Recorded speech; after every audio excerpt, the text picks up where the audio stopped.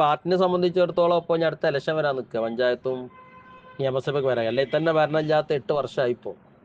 അപ്പോൾ അതുകൊണ്ട് ഏതായിരുന്നാലും ഇത് പരിഹരിക്കാതെ പോയാൽ അതിൻ്റെ പ്രയാസങ്ങളൊക്കെ പാർട്ടിനെയും ബാധിക്കാൻ സാധ്യതയുണ്ട്.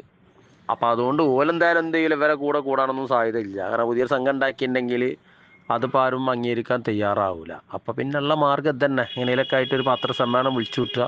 അപ്പോൾ അതെങ്ങനെയൊക്കെ ഇങ്ങോട്ട് മറ്റുള്ളവരെ കൊണ്ട് പ്രസ് ചെയ്യിപ്പിക്കുക, സംസ്ഥാന പണ്ഡിതന്മാരോടൊക്കെ ബന്ധപ്പെട്ട് അത് നിർത്തിപ്പിച്ചാണ് ചർച്ചയ്ക്ക് വിളിക്കുക. അങ്ങനെ ചർച്ച ചെയ്ത് കഴിഞ്ഞാൽ പറയാം ഞങ്ങളെ സംഘം ഞങ്ങൾ പിരിച്ചുവിടുകയാണ്, കാരണം സമസ്ത ഞങ്ങളെ പരിഗണിച്ചു എന്നൊക്കെ പറഞ്ഞ് എന്ത് ചെയ്യുക, പിരിച്ചുവിടുക. അങ്ങനെ നൈസായിട്ട് എന്ത് ചെയ്യുക, ഇതാണ് ഊര എങ്ങനെയൊക്കെ ചർച്ചകൾക്ക് വിളിച്ച് കിട്ടിയ കഴിച്ചിലായി. കാരണം ഈ ഒരു സംഘം ഉണ്ടാക്കിയതിന് ശേഷം ഓലെ കൂടെ ഉണ്ടായിരുന്ന ആളുകളൊക്കെ ഇപ്പം പിന്മാറിയിട്ടുണ്ട്. ഇപ്പോൾ ഓല് കുറച്ചൊരു ടീം മാത്രമേ ഉള്ളൂ. അപ്പോൾ ഇതെങ്ങനെയൊക്കെ ഒരു ചർച്ച ചെയ്ത് രമ്യമായി പരിഹരിച്ച് കിട്ടിയാൽ, ഇത് കൗതുകനായി കിട്ടിയാൽ നന്നായിട്ട് ഉത്തർക്കുക ഓല്. പക്ഷെ ഓല് മനസ്സിലാക്കേണ്ട ഒരു കാര്യമുണ്ട്, സമസ്ത പ്രവർത്തകർ ഈ ടീമിനെ വിലയിരുത്തി കഴിഞ്ഞിട്ടുണ്ട്. ഇനി ഓലെങ്ങനായി ഉള്ളിൽ കയറി കൂടിയാലും അതിനൊരു കണക്കുണ്ട്. ഓലെത്രത്തോളം സമസ്ത പ്രവർത്തകർ പരിഗണിക്കുന്നുള്ളതും ഓലെന്തൊക്കെ ചെയ്യുന്നുള്ളതൊക്കെ ഏകദേശം എല്ലാവർക്കും അറിയാം.